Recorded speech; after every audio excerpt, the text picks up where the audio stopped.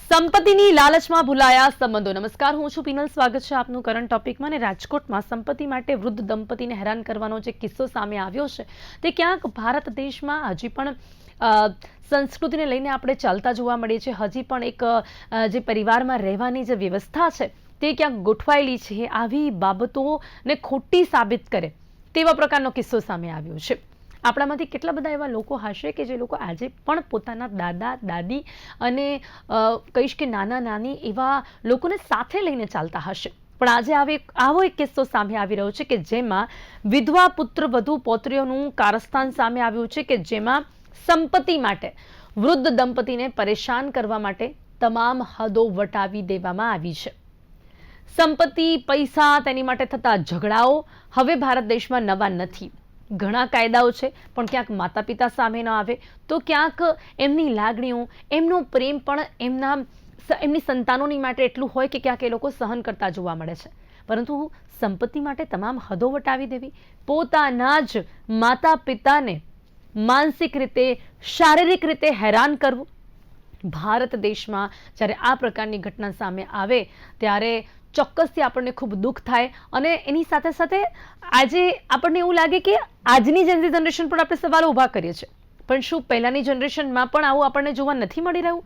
High profile પરિવારમાં વૃદ્ધ દંપતીનું જે જીવન છે તે નર્ક સમાન કરી નાખ્યું છે આ વિધવા પુત્રવધુ અને પૌત્રીઓએ.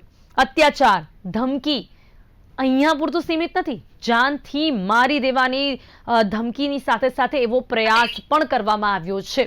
અને સાથે સાથે સંપત્તિ પાછળ ઘરના વડીલો સાથે આ પ્રકારની જે ક્રૂરતા કરવામાં આવી રહી છે તેના વિશે જ આજે આપણે વાત કરી રહ્યા છે કે જેમાં મિલકત માટે દાદા દાદીને મારવાનો પ્લાન કરવામાં આવ્યો છે. જી હા, એમને જાનથી મારવાનો પ્રયાસ કરવામાં આવ્યો છે. ને આપણી સાથે અત્યારે હાલ આ તમામ ચર્ચા કરવા માટે જેમના ઉપર આ વીત્યું છે એ જ આપણી સાથે જોડાયા છે પુષ્પાબેન જોશી, જેઓ ફરિયાદી છે કે જેમણે ફરિયાદ દાખલ કરી છે. અને જે દાદી છે, એમના જે દીકરી છે જાનકીબેન જોશી, આ વૃદ્ધાના દીકરી છે, તે આપણી સાથે જોડાયા છે. અને કાયદાકીય પ્રક્રિયા આમાં શું થઈ શકે તેને સમજાવવા માટે સોનલબેન જોશી આપણી સાથે જોડાયા છે. આપ સૌનું સ્વાગત છે. આપણે સૌથી પહેલા આ છે ને સમગ્ર જે મામલો છે તેને સમજી લઈને પછી આપણે એમની સાથે વાત કરીએ કે જે ફરિયાદી છે. સોનલબેન, પહેલા આ કિસ્સા, આ જે કિસ્સો છે તેના વિશે આપણે સાંભળ્યું, શું કહેશો? આજના સમયમાં સંપત્તિની લાલચમાં સંબંધો, લાગણીઓ, પ્રેમ બધું જ ભૂલાઈ ગયું છે. આ ઘટના દર્શાવે છે કે વડીલો પ્રત્યે હવે સંવેદનશીલતા બિલકુલ નથી રહી. ગયા એ દિવસો કે જ્યારે દાદા દાદી કે પછી માતા પિતાને ભગવાન સમાન માનવામાં આવતા હતા, અહીંયા સંપત્તિ અને પૈસા જ હવે બધું છે, એવા તો ઘણા કિસ્સાઓ આપની પાસે આવતા હશે. ડેફિનેટલી. અને ખરેખર બહુ દુઃખ થાય છે કે આ દાદા દાદીને આવી રીતે સિચ્યુએશનમાંથી પસાર થવું પડે છે. અને પ્રાઉડલી કહીશ, હું પણ બ્રાહ્મણ જ છું ને હું પણ જોશી જ છું. મેન્ટલી મજબૂત છે બા, અને બા ભલે પગ નથી ચાલતા પણ મગજથી મજબૂત છે. અને જે રીતે એમને આ ઇનિશિયેટિવ લીધું છે, આટલી બધી તકલીફો, આટલી બધી જગ્યાએ રજૂઆતો કરી, કોઈએ નથી સાંભળ્યું, છતાં પણ આજે મીડિયાનો સહારો, મીડિયા બહારે આવી છે એમના, અને મીડિયા થકી એમની એ વ્યથા જણાવી રહ્યા છે. અને ખરેખર બહુ દુઃખદાયી સિચ્યુએશન્સ. દીકરાના મૃત્યુ બાદ પુત્રવધુ અને પુત્રવધુની દીકરીઓ જે રીતે અથવા તો એમની પૌત્રીઓએ જે વર્તન કર્યું છે બિલકુલ અયોગ્ય છે. આવી રીતનું વર્તન ન કરવું જોઈએ. અને આ સામાજિક રીતે લોકોએ જાગવાની જરૂર છે.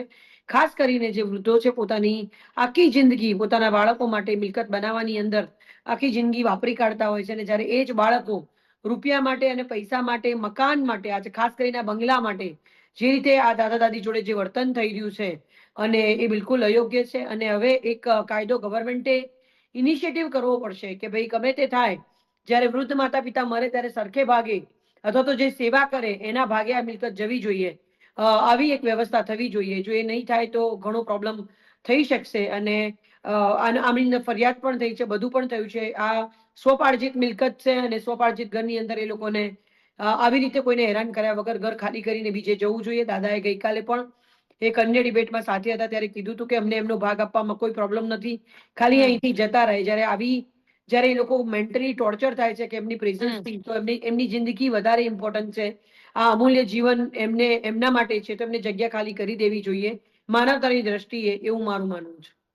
સંપત્તિ માટે જ્યારે બાળકો આવી રીતે હેરાન કરે ત્યારે ખૂબ શરમ આવે કે આપણા દેશમાં પણ આવી ઘટનાઓ બને છે. ઓકે, જાનકીબેન, હું પહેલા એમની સાથે વાત કરીશ. જાનકીબેન, શું ફરિયાદ નોંધાવવામાં આવી છે? પુષ્પાબેન જોશી તમારા મમ્મી છે, રાઈટ? ઓકે. ઓકે, તમને એમણે આ બધું થઈ રહ્યું છે એ એમણે તમને ક્યારે કીધું?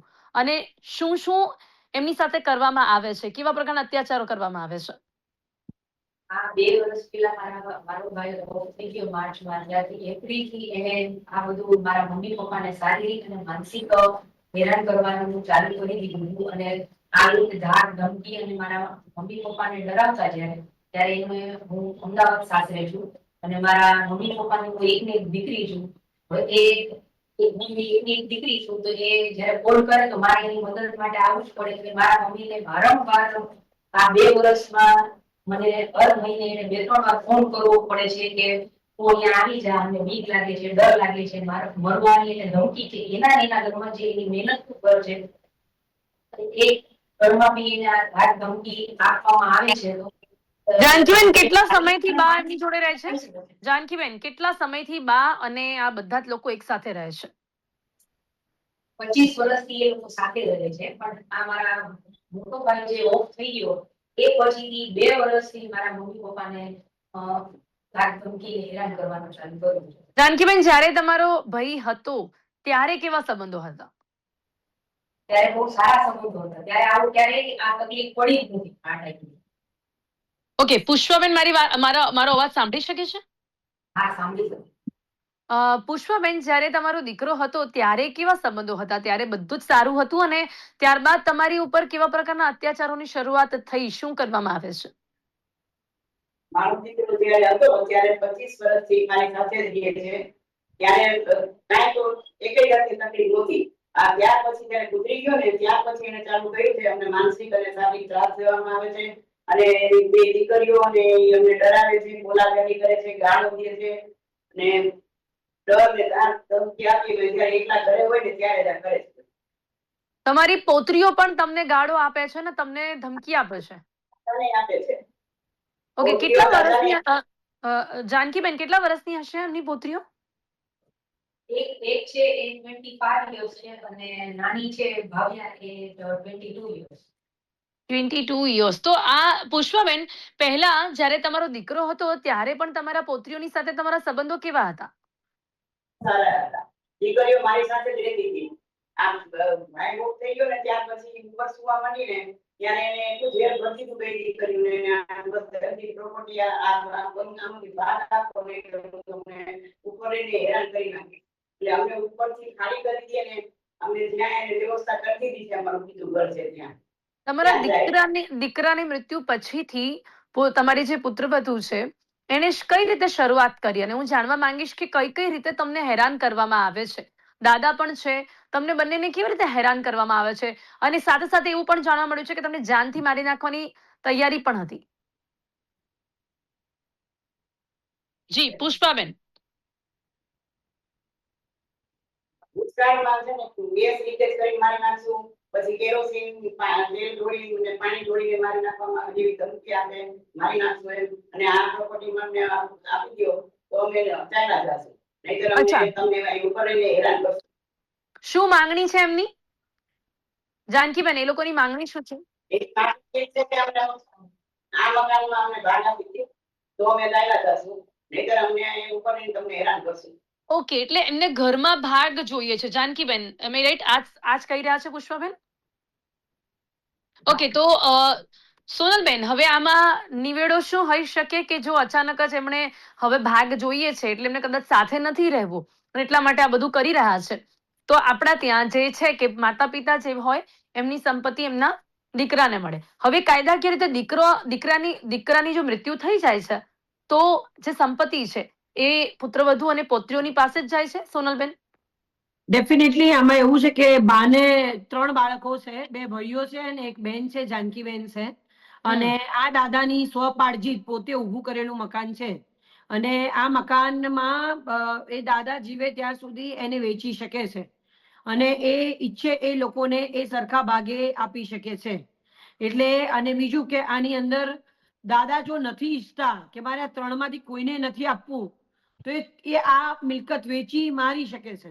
અને કોઈને પણ ના આપે તો એ દાદા દાદીનો પોતાનો હક થઈ શકે. જો પુત્ર વધુ આવી રીતે ટોર્ચર કરતી હોય તો એમને ઘર ખાલી કરીને જવા માટેનો નામદાર કોર્ટની અંદરથી હુકમ લાવી અને કલેક્ટરમાંથી એમને બહાર કાઢવા જોઈએ. એવી રીતે પુત્ર મરી ગયા પછી એવી રીતે શેડ હોમનો હક એ ન કરી શકે અને એવી રીતે હેરાન ન કરી શકે.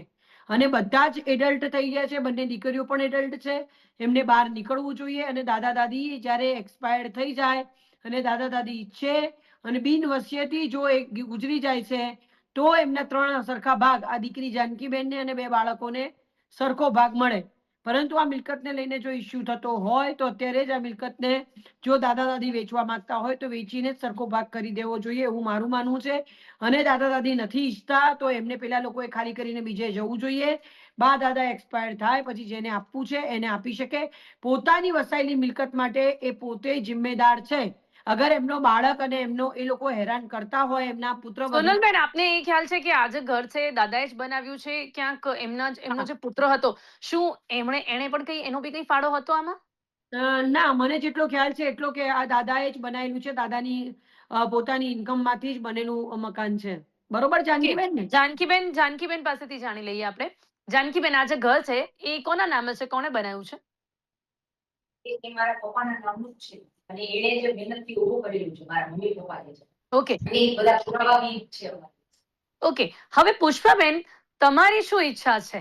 તમને છે કે આ ઘરમાં જે શેર છે, જે મિલકત છે, એ મમ્મી પપ્પાની મિલકત હોય એટલે બધાને એવું જ હોય કે એમના દીકરાને મળે. હવે દીકરો છે નહીં, પણ તમારા પુત્રીઓને એમાંથી જે ભાગ મળવું જોઈએ એ મળી જવું જોઈએ. તમારી શું ઈચ્છા છે? જો કે એ લોકો તમને હેરાન કરી રહ્યા છે, પણ છતાં પણ તમે શું કરવા માંગો છો?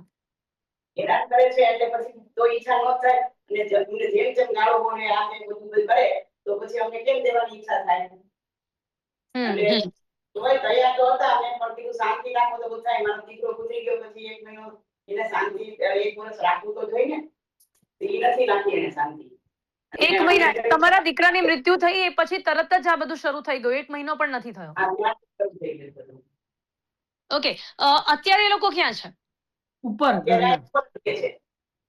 અચ્છા, એ લોકો ઉપર રહે છે, તમે નીચે રહો છો? અને ઘર ખુલ્લામૂકી જે દરવાજો ગમે ત્યારે આવે જાય, અમને કઈ કહે નહીં. ગમે ત્યારે જવું હોય ત્યારે ખુલ્લામૂકી હોય, અમે સુતા હોય તો કોઈ એની ખુલ્લામૂકી વહી જાય. હવે ઘરમાં કોઈ ઘૂસી જાય એટલે ઈ આપણી બધી એની આપણી જવાબદારી કોણ લે? એટલે કોઈ અમે કેટલી જગ્યાએ રિક્વેસ્ટ કરી બધે, પણ અમને ક્યાંયથી ન્યાય મળ્યો નથી અને અમારી કોઈ સેફટી નથી અને કોઈ અમને પ્રોટેક્શન નથી આપ્યું. પુષ્પાબેન, બીજું કઈ કેવી રીતે તમારા પર અત્યાચાર ગુજારવામાં આવે છે? ક્યારે પણ બાયણું ખુલ્લી રાખી દે, તમે ઊંઘતા હો, તમને હેરાન કરે? મેં એવું સાંભળ્યું છે હિંચકા પર બેઠા હો તો તમને હેરાન કરે. બહુ નાની નાની એવી અમુક એવી બાબતો કરીને તમને હેરાન કરવામાં આવે છે, પુષ્પાબેન? દાદીઓ દબાણ કરે છે, હિંચકામાં બેસવા માટે થઈને હેરાન કરે દાદાને, બધી રીતે હેરાન કરે છે. ઘર ખુલ્લા મૂકી દે, પછી બહારગામ વહી જાય તો એમને નથી કહેતા કે બહારગામ જાય તો બંધ કરીને સુઈ જાજો. અમે 2 દીકરી વાળા છીએ, અમે 2 સુતા હોય તો દરવાજા ખુલ્લા મૂકી જાય છે, વહેલી સવારે વહી જાય. ઓકે, જાનકીબેન, હવે જેમ કે અત્યારે બા એવું કહે છે કે હવે આવું કરતા હોય તો મને ન ઈચ્છા થાય. હવે તમે ક્યારે એમને કીધું છે ખરી કે તમે ઘર ખાલી કરીને જતા રહો? હવે ઘર તો એમને બી ખબર છે કે કાયદાકીય રીતે બાનું છે ને બાને ના આપવું હોય તો એમના, એટલે કે હું તમારા ભાભી એટલે કે આ જે એમની પુત્રવધુ છે એમના પરિવાર વિશે પૂછવા માંગુ છું કે એમની સાથે કોઈ ચર્ચા કરવામાં આવી છે ક્યારે? અમે છે ને સમાધાન કરવા માટે 2-3 વાર ટ્રાય કરી છે. એના ઘરના મોટાને બોલાવીને બી સમજાવેલી ટ્રાય કરી છે. પછી અમે મહિલા પોલીસ પાસે ગયેલા છીએ, પછી અમે રાજકોટ તાલુકા પોલીસ પાસે ગયેલા છીએ, પછી કલેક્ટર પાસે ગયેલા છીએ, આ લોક અદાલતમાં ગયેલા છીએ. ત્યાં બી મારા મમ્મીએ નિવેદન આપેલું છે કલેક્ટર પાસે. પછી અમે સિનિયર સિટીઝન એક્ટ છે તો હું મારા મમ્મી પપ્પા માટે એકની એક દીકરી છું, તો મેં ગૃહ સચિવાલયમાં બી ત્યાં તો લેખિતમાં આટલી બધી જગ્યાએ ફરિયાદ કર્યા છતાં હજી સુધી કોઈ નિવેડો નથી આવ્યો? હા, હજી સુધી કોઈ નિવેડો નથી આવ્યો અને અમુક વકીલો દ્વારા મારા મમ્મીને વારંવાર FIR કરી એને ત્યાં સાચો જવાબ આપવાની એવું કરીને એને હેરાન કરવામાં આવે છે. સોનલબેન, આ શું છે? એ કેમ તંત્ર આવું કાયદો આટલો બધો નબળો થઈ ગયો છે પ્રોટેક્શન સોનલબેન? આપેલું નથી. ના ના, સોનલબેન, કાયદો નબળો નથી, પણ એકચ્યુઅલી એમને પરફેક્ટ વકીલ નથી મળ્યો. પરફેક્ટ વકીલ મળ્યો હોત તો અત્યારે આ પ્રોબ્લેમ જ ના હોત. હા, પણ એ તો એવું કે છે એમને કેટલી બધી જગ્યાએ કમ્પ્લેન કરી. કમ્પ્લેન કરી 100%. એમાં હું એગ્રી છું કે જ્યારે એમને અમદાવાદ પોલીસ સ્ટેશનમાં પણ એમને કમ્પ્લેન કરી છે જાનકીબેને. બધું જ આવીને એમના મમ્મીને લઈ જઈને કર્યું છે. એટલે આઈ થિંક પોલીસ આની અંદર આંખ આડા કાન કરી રહી છે એવું લાગે છે. અને ગૃહમંત્રીએ ઇનિશિયેટિવ લઈ અને આ બાને ન્યાય અપાવવો જોઈએ. આપણા વૃદ્ધ આપણા વડીલો છે, વડીલોને તકલીફ ન પડવી જોઈએ.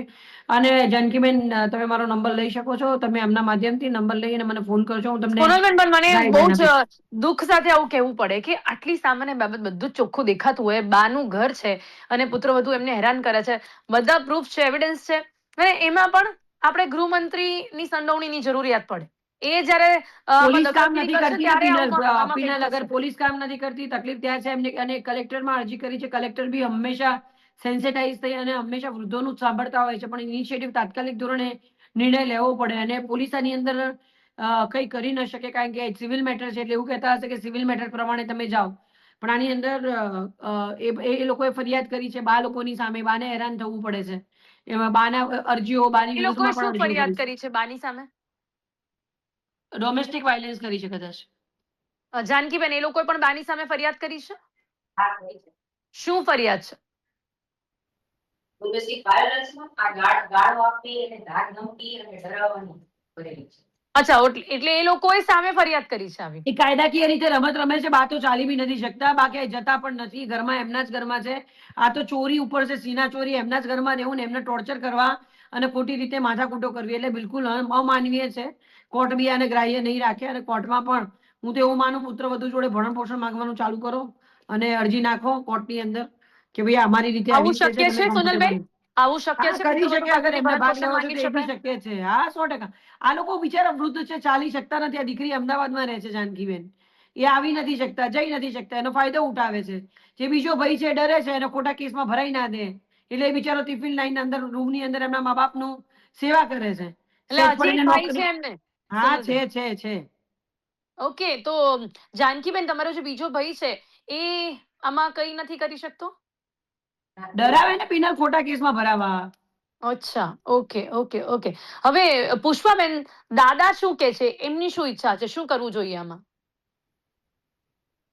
દાદા એમ કે છે કે ઉપરથી ખાલી કરી દઈએ, પછી મારે જો દેવું હશે તો હું દેવું છું ત્યાં સુધી કાંઈ નહીં થાય. હું પછી જે કરીને જઈશ ને એ એને મળશે એને. દેશે. પુષ્પાબેન, કોઈ શાંતિથી સોલ્યુશન આવે એવું નથી કે એ લોકો એમની રીતે ઉપર રહે ને તમે તમારી રીતે નીચે રહો? કોઈ આ દિવસ બધી પ્રયાસ ટ્રાય નથી કરી કર્યો? જોઈ. આ હા, બધી ટ્રાય કરી જોઈ. મારા જમાઈ બેસાડીને એના માસી ભાઈ થાય એને બેસાડીને સમજાવ્યા, પછી પોલીસોના જે બોલાવીને એને કીધું, પણ કોઈનું માનતી નથી ક્યાંયથી. એ તમને કોઈ જ્યારે હેરાન મને કરે કોઈના છે, પર વિશ્વાસ નથી. તમારા કોઈ પાડોશીઓ આવે છે તમને કોઈ હેરાન કરે છે ત્યારે? હા, પાડોશીઓમાં આજુબાજુ જાય છે, પોતે ત્યાં બધું મીટિંગ કરે, બધું બાજુમાં જ કરે છે. દીકરીના લગ્ન કર્યા અને તોય અમે અમારા નામ નથી કંકોત્રીમાં. તો પછી એને હરખ માંગવાની શું જરૂર હોય ઉપરથી? તો પછી અમે અચ્છા, કહીએ કે આમાં તો બધું ભરપેટ તમારી એક આવ્યો મેં તો. પૌત્રીના લગ્ન થઈ ગયા. તમારી એક પૌત્રીના લગ્ન થઈ ગયા. આ કંકોત્રીમાં અમારું નામે નથી અને અમને ઇન્વાઇટ નથી કર્યા કાંઈ. એટલે અમે તો એને અમારી હારે કાંઈ લેવા દેવા ન હોય તો અમારે પછી શું કરવાનું? પુષ્પાબેન, તમારા જે પુત્રવધુ છે એ વર્કિંગ છે કે હાઉસવાઈફ, એટલે ઘરે જ રહે છે કે કંઈ કામ કરે? હા, આ ભણેલી છે ને અહીંયા પર મેં પ્રેક્ટિસ કરી, પણ અત્યારે હાઉસવાઈફ છે. જાનકીબેન, મને સંભળાયું નહીં, પણ હું તમારી પાસેથી જાણવા માંગીશ કે જે પુત્રવધુ છે એ કંઈક વર્કિંગ છે, કામ કરે છે કે ઘરે જ રહે છે? હા, એ હાઉસવાઈફ. હાઉસવાઈફ છે. ઓકે, તો એમનું ભરણ પોષણ અત્યારે કેવી રીતે ચાલે છે? એની બે દાદા એ છે ને એની એફડી બનાવેલી છે અને પોલીસ. શું? હલો, સંભળાયું નહીં. દાદાએ એને એફડી આપેલી છે અને પોલિસી આપેલી છે. અચ્છા, છોકરીની. ઓકે, એટલે મંથલી કંઈક પૈસા એમને આવતા હશે. હા. ઓકે, તો દાદાએ આટલી હેલ્પ કરેલી છે એમને ઓલરેડી, એનાથી જ એમનું ભરણ પોષણ ચાલે છે. હા. ઓકે, સોનલબેન, અહીંયા તો દાદાએ એમને એમના ભાગનું આપેલું પણ છે. જેમ એ કહી રહ્યા છે કે એફડી કરેલી છે, પોલિસી છે, એના પૈસા બી આવતા હશે અને ચોક્કસથી પોતાના છોકરાના નામે કંઈક કર્યું હશે તો હવે એમને મળતું હશે. તો આ બધામાં પણ દાદા કંઈક રોકી શકે એવું કંઈક ખરું? દાદા એવું રોકશે નહીં. દાદા તો ગાલે બી એકદમ પ્રોપરલી જ કહેતા હતા કે મને વાંધો નથી એનો હક આપવામાં, પણ અત્યારે શાંતિ રાખે. આ લોકો બિચારા એકલા રહે છે, એમને મદદ કરવી જોઈએ. કામવાળા ના હોય તો કામ કરે. જોડે પહેલા રહેતા હતા એવી રીતે શાંતિથી રહે, તો આ બધું એમનું જ છે. દાદા દાદી કઈ લઈને ઉપર તો જવાના નથી, પણ પણ એમને તો શાંતિથી સોનલબેન, રહેવું જોઈએ. મને નથી ખબર કે ઓકે, મને કંઈ હક પણ નથી આ બોલવાનો, પણ છતાં પણ આખો જે મામલો હું સાંભળી રહી છું એનાથી મને લાગે છે કે એમને આપી દો ને એમનું હક. હવે એ લોકો શાંતિથી રહે, એ લોકો પણ શાંતિથી રહે. ચોક્કસથી કાયદો શું કે છે તો તમને જ ખબર હશે. અને કાયદો અત્યારે કે પણ અત્યારે એ ઉપર રહે છે, પણ ઉપરથી રહીને શાંતિથી જીવવા દે ને. સારી રીતે તો રહેતા નથી. બંગલો તો એમનો જ છે. એટલે કોઈના ઘરમાં રહેતા હોય, તમે પીજીમાં રહેતા હોય કે ભાડે, તો પછી એ રીતે વર્તન હોવું જોઈએ ને. તમારે વર્તન માલિક જેવું કરવું છે ને પેલા લોકોને હેરાન કરવા છે. થોડી પણ માણસાઈ નથી રાખવી. ભાડે રહેતા હોઈએ તો બી આપણે ભાડવા જોડે સારી રીતે વર્તન કરીએ છીએ. તો નહીં, તો એમ નહીં, એમને એમનું હા, ભાગ આપીને, ઘર વેચીને એમને એમનું ભાગ આપીને અલગ પણ અલગ બા થઈ દાદાને જવામાં. ના જવું હોય ને પિનલ, અત્યારે એ લોકો જ્યાં જો 25 વર્ષથી રહે છે, મારી મમ્મી છે પોતે એ ઘર છોડવા રેડી નથી. રીડેવલપમેન્ટમાં જાય છે તોય નથી જવું. જે આખી જિંદગી જ્યાં કાઢી હોય, હા, અગર એમને એક્ઝેક્ટલી. નથી ઘણા નીકળવું. વૃદ્ધોને એવું હા, થતું હોય છે કે એમને જગ્યા નથી છોડવી હોતી. અરે જગ્યા એટલે મારી પાસે કેટલા દાખલા છે કે મારી પોતાના બહુ જ ક્લોઝ રિલેશનમાં છે. એ પોતે બંગલો, ત્યાં સોસાયટી એટલી સારી નથી તો બી એના મમ્મી વિડો છે એટલે ત્યાં જ બંગલો બનાવી રહે છે કે મારી મમ્મી એ જ સોસાયટીમાં રહેવા માંગે છે. એમની પાસે પુષ્પાબેન, તમને હા, માનસિક શાંતિ માટે એવું યસ. કરવું યોગ્ય નથી લાગતું કે આપણે ના, એમને એવું એમના ના થઈ ભાગમાં શકે. આપી દઈએ? કારણ કે જૂના પાડોશી જોઈએ પિનલ, જૂના હા, પાડોશી જોઈએ, નહીં, એકલવાયુ એક્ઝેક્ટલી. જીવન. Yes, yes. તો પુષ્પાબેન, તમે અહીંયા જ રહેવા માંગો છો? અહીંયા જ રહેવા માંગીએ છીએ. હા, ઈ લોકોને કીધું અમારું ઘર છે ને ત્યાં કીધું ત્યાં તમે જતા રહ્યો એટલે અહીં શાંતિથી રહીએ. એમની પાસે છે કોઈ બીજું ઘર? જો એમને કાઢવું હોય તો આમની રહેવા પાસે માટે બીજું છે. આ બિચારા આપે છે તોય નથી જવું પેલા અમને. છે, બીજું ઘર છે. જાનકીબેન, બીજું ઘર છે?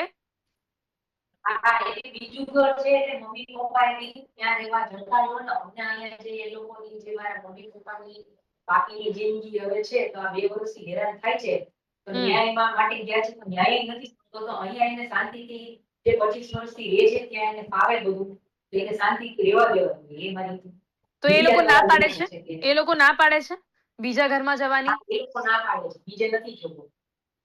બીજે છે ઈ પણ મારા મમ્મી પપ્પાનું જ ઘર છે, એને ત્યાં સગવડ કરી આપે છે તો પણ એને શારીરિક અને માનસિક જાનકીબેન, આમની સાથે જે જે કંઈ પણ કરવામાં આવે છે, એમને જે જે રીતે હેરાન કરવામાં આવે છે, બા અને દાદાને, એમના પુત્રવધુ અને પૌત્રીઓ જે રીતે હેરાન કરે છે, એના એવિડન્સ, એના પ્રૂફ આપ્યા છે તમે પોલીસને કે આ બધી જ રીતે બા અને દાદાને હેરાન કરવામાં આવી રહ્યા છે? તો શું પ્રતિક્રિયા આવે છે એમની તરફથી?